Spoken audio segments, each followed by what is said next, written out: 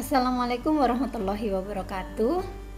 Ketemu lagi dengan saya di mata pelajaran pemrograman dasar. Semoga kalian semua masih dalam keadaan sehat dan selalu semangat belajar meskipun kalian harus belajar di rumah. Oke, untuk pertemuan kali ini kita akan membahas tentang percabangan, masih di percabangan. Kali ini kita akan bahas percabangan bersarang atau nested if. Sebelumnya kita sudah membahas tentang percabangan satu kondisi, percabangan dua kondisi, dan percabangan lebih dari dua kondisi. Nah, sekarang kita di percabangan bersarang atau nested if. Sebelum kita belajar, sebaiknya kita berdoa terlebih dahulu agar apa yang nantinya akan saya jelaskan dan kalian pelajari bisa dengan mudah kalian terima dan bisa bermanfaat. Silakan berdoa menurut agama masing-masing.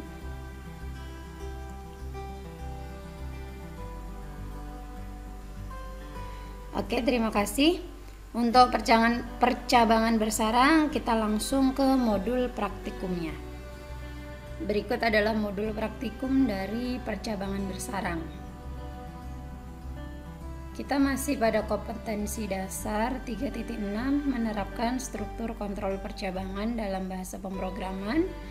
4.6 membuat kode program struktur kontrol percabangan. Materinya pada pertemuan ini adalah percabangan bersarang atau nested if.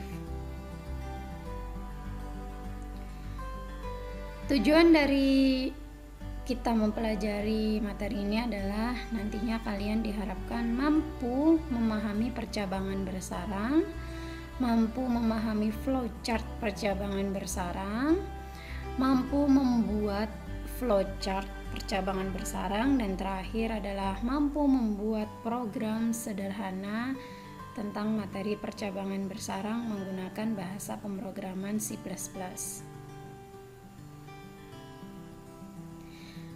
Materinya, percabangan bersarang. Secara sederhana, percabangan bersarang dapat didefinisikan sebagai percabangan dalam percabangan. Jadi, nanti di dalam if itu ada if lagi. Dalam kasus ini terdapat percabangan yang ditandai dengan adanya sebuah kondisi dan pernyataan. Seperti percabangan sebelumnya, kalau percabangan itu pasti ada kondisi dan ada pernyataan. Kalau kondisinya benar, maka pernyataan ini yang dieksekusi atau dikeluarkan. Kalau kondisinya salah, maka pernyataan yang lain yang dieksekusi. Nah, untuk percabangan bersarang ini yang membedakan dengan percabangan sebelumnya adalah pernyataan ini bercabang lagi menjadi kondisi kesekian dan pernyataan kesekian. Jadi nanti akan ada beberapa kondisi dan hanya akan dieksekusi jika kondisinya bernilai benar atau terpenuhi. Struktur kodenya, struktur kodenya lumayan panjang. Jadi jumlah kondisinya nanti menyesuaikan dengan kasusnya, dengan soalnya yang kalian temui. Saya jelaskan di sini. Ini ada dua kondisi. Ada kondisi 1 pertama ya, dan kondisi 2. Di dalam kondisi 1 itu terdapat kondisi 1.1 dan kondisi 1.2 serta else. Di dalam kondisi 2 ada kondisi 2.1 dan kondisi 2.2 serta else. Nanti yang paling bawah di sini ada else lagi. Ada else. Perhatikan struktur kodenya. Jadi jumlah kondisi sekali lagi menyesuaikan dengan kasus yang nanti ada di soal. Jadi ini hanya contoh. Di sini contohnya hanya dua kondisi, di masing-masing kondisi hanya ada dua kondisi juga. Cara bacanya adalah seperti ini. Jika kondisi 1 benar, maka dia akan ngecek ke dalam sini. Dia akan ngecek ke sini. kalau kondisinya benar. Di sini dia cek di kondisi 1.1, apakah kondisi 1.1 benar. Jika kondisi 1.1 benar, maka pernyataan ini yang dijalankan atau dieksekusi. Tapi jika kondisi 1.1 itu salah, dia akan ngecek lagi ke kondisi 1.2. Jika kondisi 1.2 benar, maka pernyataan yang ini yang akan dijalankan. Tapi jika kondisi 1.2 salah, maka yang ada di dalam else yang akan dijalankan. Gitu ya. Jadi dia ngecek dulu dari yang paling atas, kondisi 1, oh benar, maka dia masuk ke dalam. Dia masuk ke dalam sini. Nah, dicek lagi 1.1 benar atau salah. Kalau salah, dia ngecek lagi kondisi 1.2 benar atau salah. Kalau salah, maka yang dijalankan pasti yang else. Nah, gimana kalau kondisi 1 aja sudah salah? Kalau kondisi 1 ini salah, maka yang ini di skip. Dia langsung lompat ke kondisi 2. Jadi kalau kondisi 1 salah, maka dia akan langsung lompat ke kondisi 2. Dia cek apakah kondisi 2 benar. Jika benar, dia akan masuk ke dalam, ngecek ke dalam sini. Cek apakah 2.1 benar. Jika 2.1 benar, maka pernyataan ini yang dijalankan. Tapi jika 2.1 salah, maka dia akan ngecek ke kondisi 2.2. Kalau kondisi 2.2 benar, maka pernyataan ini yang dijalankan. Tapi jika kondisi 2.2 ini salah, maka pernyataan yang ada di else yang dijalankan. Gitu ya. Oke, bagaimana kalau kondisi 1 salah dan kondisi 2 salah? Nah, kalau kondisi 1 salah, dia langsung lompat ke kondisi 2. Tapi kalau kondisi 2 salah, dia akan lompat langsung ke else. Jadi ini juga di skip. Kalau kondisi 2 sudah salah, dia tidak akan ngecek ke dalamnya kondisi 2. Dia langsung lompat ke else. Ya, jadi yang dijalankan nanti adalah ini jika kondisi 1 dan kondisi 2 salah. Gitu ya. Nah, ini flowchartnya. Pertama, mulai, kemudian apa yang diinput, kemudian di sini ada kondisi 1. Kalau kondisi 1 benar, dia ke bawah ngecek di kondisi 1.1. Kalau kondisi 1.1 benar, dia akan mengeluarkan atau mengeksekusi pernyataan 1.1. Tapi jika kondisi 1.1 ini salah, dia ke samping sini. Dia akan mengecek di kondisi 1.2. Kalau 1.2 ini benar, dia akan menjalankan pernyataan 1.2. Namun jika kondisi 1 saja sudah salah, maka dia akan langsung ke samping. Dia akan langsung ngecek ke kondisi 2. Di kondisi 2 juga seperti itu. Kalau benar dia cek kondisi 2.1. Kalau 2.1 benar, dia menjalankan pernyataan 2.1. Tapi kalau kondisi 2.1 salah, dia akan ke kondisi 2.2. Jika kondisi 2.2 benar, dia akan ke pernyataan 2.2. Tapi jika kondisi 1 sudah salah, dia ke kondisi 2. Kondisi 2 pun salah, maka dia akan ke kondisi 3 dan begitu seterusnya. Tergantung ada berapa kondisi yang nantinya ada di kasus soal. Oke, di situ aja materinya, nanti kita langsung ke latihan. Oke, ini latihannya. Contoh kasus kalian baca dengan seksama, dengan teliti. Untuk memacu prestasi siswa, SMK Negeri 16 Samarinda menyiapkan hadiah bagi para ranking kelas. Hadiah ini dibedakan berdasarkan jurusan dan ranking. Untuk jurusan TKJ yang diwakili oleh angka 1, karena kita belum belajar string, jadi TKJ diwakili oleh angka 1. Peringkat 1 mendapatkan laptop Core i7. Ini diaminkan aja ya, amin, semoga suatu saat terwujud. Kemudian peringkat 2 mendapatkan laptop Core i5.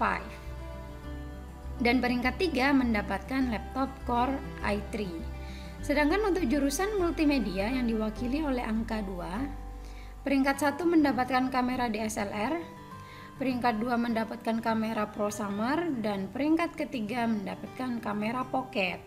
Nah, dari soal ini bisa kita buat tabel agar mempermudah dalam menentukan kondisi.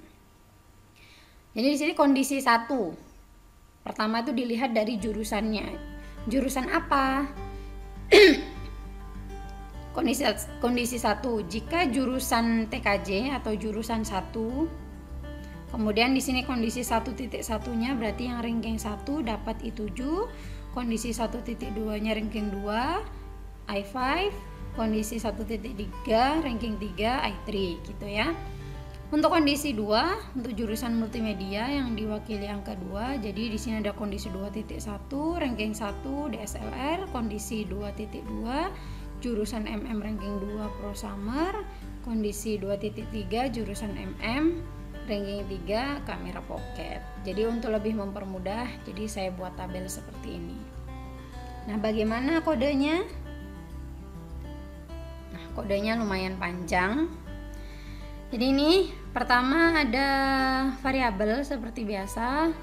Karena yang diinput nanti 2, yang dicek 2, maka variabelnya 2, yaitu jurusan dan ranking.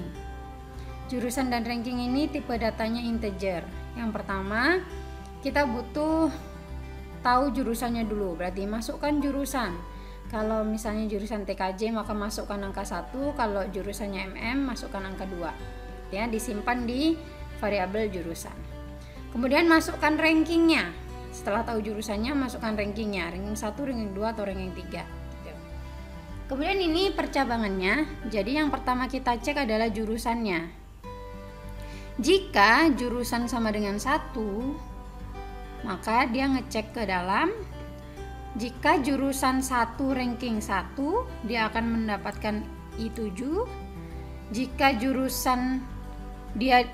dia tidak ranking 1, berarti dia ngecek lagi ke ranking 2, apakah dia ranking 2. Kalau benar dia dapat I5. Tapi kalau dia bukan ranking 2, dia ngecek lagi ke kondisi bawahnya, apakah dia ranking 3. Jika iya, maka dia akan mendapatkan laptop i3 gitu. Tapi jika dia bukan ranking 1, bukan ranking 2, dan bukan ranking 3, maka dia akan keluar ranking yang kamu masukkan tidak tersedia. Itu jika jurusan 1. Jika yang dimasukkan jurusan 2, ya, berarti kan di sini apakah 2 sama dengan 1? Tidak. Maka dia akan langsung lari ke else if, kondisi yang kedua. Kita cek. Nah, apakah 2 sama dengan 2? Ya, berarti dia jurusan MM. Kalau gitu kita cek lagi di kondisi dalamnya. Apakah dia peringkat 1? Jika iya, dia akan keluar kamera DSLR. Dia bukan ranking 1 ternyata. Dia cek lagi ke kondisi setelahnya, yaitu apakah dia ranking 2? Jika iya, akan keluar selamat kamu mendapatkan kamera prosumer. Tapi jika dia bukan ranking 1, bukan ranking 2, maka dia ngecek ke if selanjutnya. Apakah dia ranking 3? Jika iya, maka akan keluar yang kamera pocket. Tapi jika dia bukan ranking 1, bukan ranking 2, dan bukan ranking 3, maka dia akan keluar ranking yang kamu masukkan tidak tersedia. Nah, kalau di atas di sini pas dimasukkan jurusan, kalian inputkan 3 misalnya. 3 ya, susah sekali bikin 3. 3. Apakah 3 sama dengan 1? Bukan, itu kan ya. Apakah 3 sama dengan 2? Bukan juga, salah. Maka dia akan langsung ke else. Jadi jurusan yang kamu masukkan tidak tersedia. Silakan kalian coba kodenya. Kalian coba sendiri kodenya, nanti kalian masukkan. Jurusan 1 ranking 1 keluarnya apa, jurusan 1 ranking 2 keluarnya apa, dan seterusnya. Nah, ini perintahnya. Masukkan jurusan 1 peringkat 1, jurusan 1 peringkat 2, dan seterusnya. Nah, Untuk percabangan selalu ada flow chartnya. Kecil ya, sebentar. Oke. Flowchartnya dimulai dari start atau mulai. Jadi yang diinput tadi adalah jurusan. Maaf ini tipe ya, jurusan dan ranking. Yang pertama dicek adalah jurusan. Apakah jurusannya jurusan 1 atau TKJ? Jika iya, dia cek. Apakah dia jurusan TKJ ranking 1? Jika iya, maka keluarnya laptop i7. Oh, dia bukan ranking 1, cek lagi apakah ranking 2? Jika iya, dapat i5. Oh, bukan ranking 2 juga. Apakah dia ranking 3? Jika iya, maka dia dapat i3. Bukan ranking 1, bukan ranking 2, bukan ranking 3. Nanti dia akan ke sini. Ranking tidak tersedia. Gitu ya. Nah, kalau jurusannya bukan TKJ, apakah jurusannya sama dengan 1? Tidak, maka dia akan langsung ke samping. Apakah dia jurusannya 2 atau multimedia? Jika iya, dia cek apakah dia anak multimedia ranking 1. Jika iya, maka keluar yang DSLR. Jika tidak, cek lagi apakah dia ranking 2. Jika iya, maka dapat prosamar. Kemudian jika bukan ranking 1, bukan ranking 2, dicek lagi apakah dia ranking 3. Jika iya, maka akan keluar ini. Jika tidak, semuanya bukan ranking 1, bukan ranking 2, bukan ranking 3, maka dia akan keluar ranking tidak tersedia. Nah, jika dia bukan 1, bukan jurusan 1, dia akan cek ke sini. Nah, di sini apakah dia jurusan 2? Bukan juga, maka dia akan ke else yang paling bawah yang berbunyi jurusan tidak tersedia. Gitu ya. Ini silakan kalian gambar, tulis tangan seperti biasa, kemudian difoto dan dimasukkan ke dalam laporan. Silakan kalian pahami dengan baik latihannya ini sebelum nanti kalian akan mengerjakan tugasnya. Untuk tugasnya silakan kalian pahami. Buatlah program dan flowchart. Jadi bukan hanya programnya aja, tapi juga membuat flowchart menggunakan percabangan bersarang untuk kasus berikut ini. Dalam rangka Hari Kartini, sebuah departemen store akan memberikan diskon khusus untuk pelanggan wanita. Pelanggan wanita ini akan diwakili oleh angka 1. Sedangkan pelanggan pria akan diwakili oleh angka 2. Tidak mendapat diskon. Nah, diskonnya di sini diatur lagi. Kalau dia pelanggan wanita, nanti dilihat berdasarkan total belanjanya. Jadi pertama pasti dicek dulu pelanggan wanita atau pelanggan pria. Kalau pelanggan wanita dapat diskon sesuai ketentuan ini. Kalau pelanggan pria tidak mendapat diskon. Ketentuan untuk pelanggan wanita, diskon untuk pelanggan wanita. Jadi jika total belanjanya di atas 500.000 akan mendapat diskon 20%. Jika total belanjanya di atas 300.000 akan mendapat diskon 15%. Jika total belanja di atas 200.000 akan mendapatkan diskon 10%. Dan jika total belanjanya di atas 100.000 hanya mendapat diskon 5%. Perhatikan di sini dengan kata-kata di atas, berarti kalian harus menggunakan operator relasi apa? Ya, karena di sini ada tulisan di atas. Ya, silakan kalian buat program dan flowchartnya untuk tugas ini. Tugasnya hanya satu ini saja. Jadi flowchartnya ditulis tangan, kemudian difoto dan dimasukkan ke dalam laporan. Oke, cukup sekian materi pada pertemuan kali ini. Jika ada yang ingin ditanyakan, silakan ditanyakan melalui WhatsApp group atau di forum Google Classroom. Semoga kalian bisa memahami materi ini dengan baik, pahami latihannya, kerjakan latihannya, baru mengerjakan tugas dan habis itu membuat laporan seperti biasa. Saya akhiri dulu untuk materi ini. Wassalamualaikum warahmatullahi wabarakatuh.